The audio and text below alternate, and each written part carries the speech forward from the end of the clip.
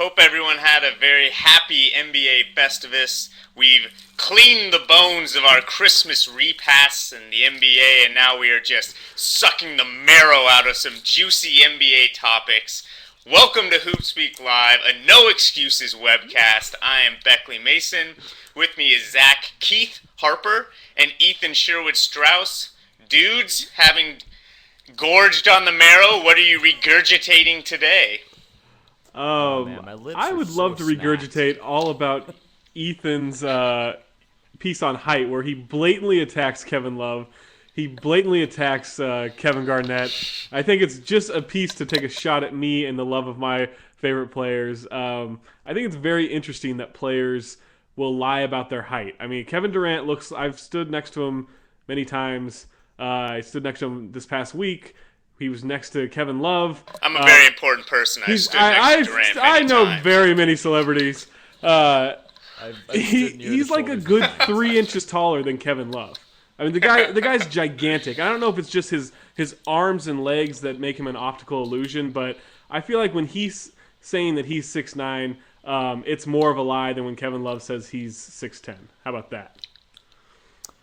Well, first off, I picture you standing next to him in one of those really odious Ciroc ads with P. Diddy and Aaron Paul, where they're, with Luck Be a Lady is playing. You guys are in suits and clinking glasses. That's the first image that comes to mind for me. And secondly, I think, as I said in the piece, that Durant, he measured in officially, and something you can't fudge, he measured in at 6'9". The problem is that everybody else lies and adds inches, and he is using his barefoot height. That is not a lie. There is no way it's as much of a lie as Kevin Love saying that he is 6'10" when he's under 6'8". And I think you're going to have to accept it. And to diffuse the situation and make Zach feel just a little bit better, I met Ricky Rubio in person. That's my name drop. Impressively tall man. Oh, gorgeously tall.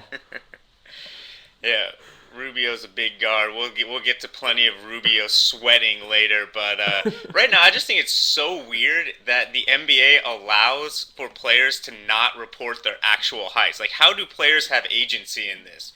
It's so bizarre to me that players can't choose what they dress. They can't dress however they want, but they can just tell them whatever they want in terms of height and weight. It's absurd, and that post was really funny. Although I like that you just, a 6-footer on the NBA court probably wouldn't look that small, but you just assume Beret is tiny. I think it's because of his short arms, but he looks like he's about 5'5" out there. I think that is... was next to him. Another name drop. I was next to him the other day. If he's 6 feet, I'm very happy to find out that I'm like 6'3". That I didn't know. I didn't know I was 6'3" if he's 6 feet tall. In shoes. You're 6'3" in shoes. In shoes. Yeah. I think what I should have gotten at, some people made a really good point that I didn't really allow for people growing after they did that pre-draft measurement. I don't think that teams often adjust heights based on future growth. B, I don't think that happens often after age 18. The Warriors specifically, I talked to them. They've only done it once in the past 10 years. But I think that, that kind of obscures a bigger issue, which is that this is totally arbitrary and that we can't know, I mean, it's one thing to argue that I think Dwight Howard is over 6'9" because he must have grown after he was drafted. But I think that the bigger argument I'm making is, why can't we know? It's a little weird that we have to, have these conflicting statements on what the truth is. Yeah, anyone can figure out how well Kevin Garnett shoots from 8 feet to 10 feet away, but no one can know how tall he is. That's just off limits. We can know so much about them, but actual height, one of the most basic characteristics of the player, is off limits and subject to their own manipulation. Just ridiculous. I really love that Boris Diaw is listed at 235 pounds. I didn't know we were only listing those in the middle. Yeah, well, that's on the moon. That's Boris in list is kilograms. great, on the moon. Well, I think that part of it is that height has this emotional. 1 inch of height is $700 to $800 in salary. And Kevin Pelton, another name drop. The great Kevin Pelton told me that There are studies that show that if you tell people your title, they will assume that you have a higher height based on a better title. If you say you're a doctor or professor, they'll assume that you're taller. So there's a certain emotional power to it. And I think when fans of Kevin Love are saying to me, no, he's 6'10", what they're really saying is, I want him to be 6'10" because 6'10" sounds so much cooler than 6'7" and 3/4 sounds. Why don't you just directly say it to my face? That's quite the theory built around that. All right, now you get more time to expound on things that make no sense. Yeah, it's one of our favorite segments, Rumors from Ethan's Head. Ethan, it's a young season. The rumors are flying. What do you got? Oh, yeah. Rumors are sprouting. Well, my rumor in something that is definitely not a segue. It's just definitely not a segue for something Beckley's going to talk about. I want that dispelled. It might seem that way. It's not. It's not that at all. My rumor is that the Dallas Mavericks are not going to make the playoffs. They look terrible without Tyson Chandler. They look old. They look discombobulated. Hollinger has written about this. I have looked into the future. I have looked into the crystal ball. Mavs aren't making the playoffs.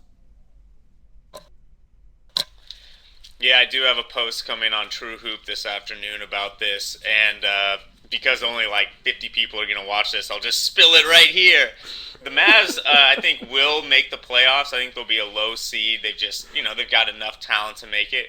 But I think it sends a really weird message when you're the defending champs and your team and your owner and your, team president, GM basically say, all right, we're going to go ahead and not care about this season. Do your best.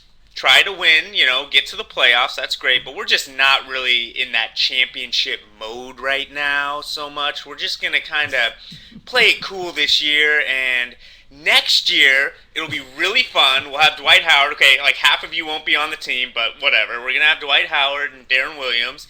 And we're just going to be really awesome. So try really hard this year. I'm sure you guys will really enjoy this grinding 66-game schedule. And, don't worry if you're Jason Kidd and you're like 90 years old and this is maybe your last season. Just keep playing hard and play with that spirit. I just think it's a weird psychological place to be in for a defending champ. And, so they have less talent, but they also have this weird thing hanging over them. And I wonder, when they're going to snap out of that. And I don't think they have the talent to win, but I think that it's going to be that second issue that kind of makes it weird with regards to them, making even a run in the playoffs. Also rumored, I can't stop eating Pez. This is my one Christmas candy that just dominates. Well, fascinating breaking news on HoopSpeak Live. I would say that with the Mavs, I don't know that it really matters if they're good this year. They won the championship last year. The fans should understand they're going through changes to prep for the future. I would rather they prep for the future than make some half-assed attempt at defending the title. I mean, if they end up getting Dwight and Darren and they still have Dirk for a couple of years at pretty effective production, wouldn't Mavs fans rather that than see them put even get to the Western Conference Finals this year with a decent team, but a team that's not good enough to win? Yeah, no, I think, and then in the piece that's going to come out, yeah, I think that's what comes, I think it's a good move. How dare you? I think it's the right move. I just think it's a weird move. It's something that you maybe wouldn't see, and Mark Cuban has put this on the new CBA, saying that all his moves are basically based off of that. But, I think in reality, the moves are based on knowing that Tyson Chandler is not as good as Dwight Howard and that he's got a chance to get Dwight Howard or Darren Williams, and that you do whatever you can to get them. The fact that they happen to win a championship makes it look funky, but this is really just a team planning for the future. I hope it leads to an Eddie Robinson comeback, because that's what happened with the 99 Bulls. Probably not. Although